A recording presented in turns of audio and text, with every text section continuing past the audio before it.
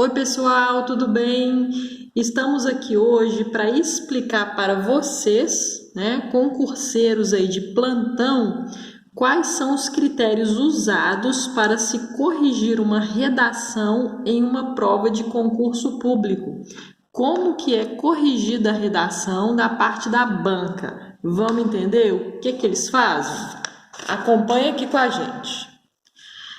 Primeiro, gente, vocês vão ver que lá, na parte da avaliação tem vários códigos, tem algumas siglas e tem lá, em algum dos modelos, TX, que significa tema e texto. O que é avaliado nesta etapa? Serão verificadas a adequação ao tema, pertinência ao tema proposto, a adequação à proposta, pertinência quanto ao gênero proposto e a organização textual, paragrafação e periodização. Olha só, quando a gente fala assim, adequação ao tema proposto, é porque a gente não pode sair do tema. Eles dão tema, eu sempre aconselho todo mundo a fazer o seguinte, circula as palavras mais importantes do tema. Essas palavras que você circulou, você tem que concentrar nelas durante toda a produção da redação, porque aí você vai ficar sempre preso no que eles querem de você, no tema. A adequação à proposta, pertinência quanto ao gênero proposto. Gênero, o que é isso?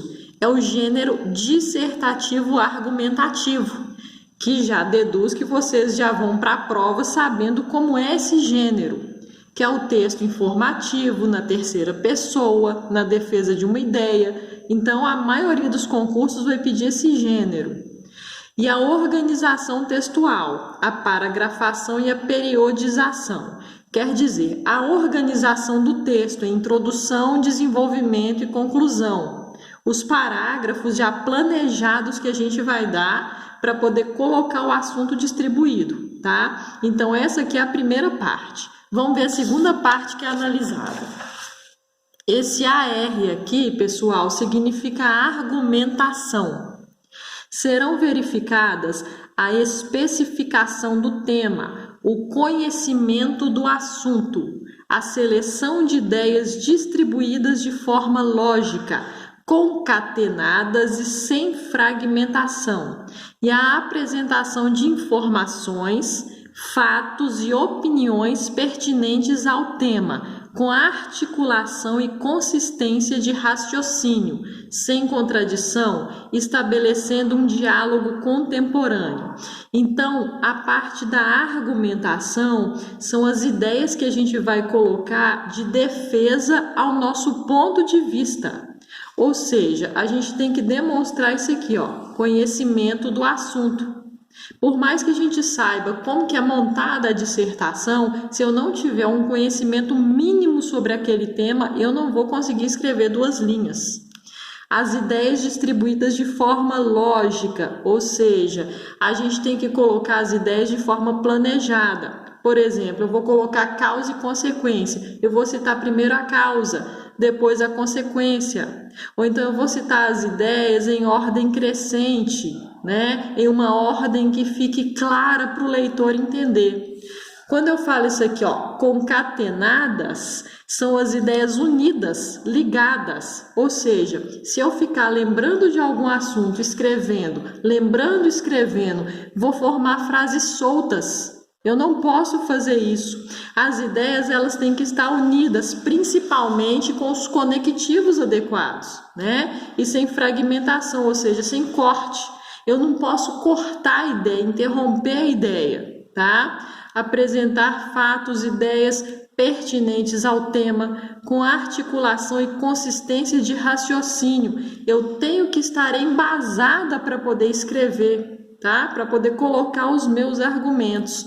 Sem contradição. Eu não posso estar defendendo um tema e depois eu colocar algo contra esse tema. Ou seja, eu não posso ficar em cima do muro, ser a favor e contra ao mesmo tempo, tá? E quando eu falo aqui de diálogo contemporâneo, eu estou querendo falar de algo atual, de alguma coisa moderna com a realidade que a gente está vivendo hoje, tá? Vamos ver a próxima parte. Essa próxima parte aqui, ó, coesão e coerência, a pontuação disso aqui é muito grande, olha só. Serão verificadas a coesão textual, retomada pronominal, substituição lexical, elipses, emprego de anafóricos, emprego de articuladores ou conjunções, empregos de tempos e modos verbais, empregos de processos lexicais, sinonímia, antonímia, peronímia, hiponímia, e a coerência argumentativa, seleção e ordenação de argumentos, relações de implicação ou de adequação entre premissas e as conclusões que delas se tiram ou entre afirmações e as consequências que delas decorrem. Essa parte diz do conteúdo. A coesão é a união entre as ideias. A coerência são as ideias feitas de forma lógica. E todos esses tópicos que citou aqui, que são analisados, são tópicos que dizem respeito à relação das ideias, né? Por exemplo, emprego de anafóricos. O que é um termo anafórico? É um termo que retoma outro que já foi dito antes, né? Os articuladores, as conjunções, ou seja, tudo isso daqui diz respeito ao vocabulário, a relação entre as palavras que eu emprego, tá? E vamos ver a próxima parte, que é a elaboração crítica.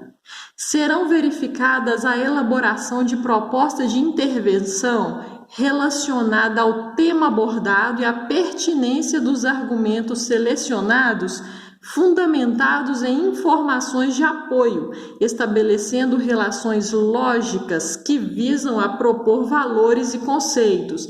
Isso aqui nada mais é do que a solução que a gente sempre emprega no final da redação, com uma visão crítica do mundo.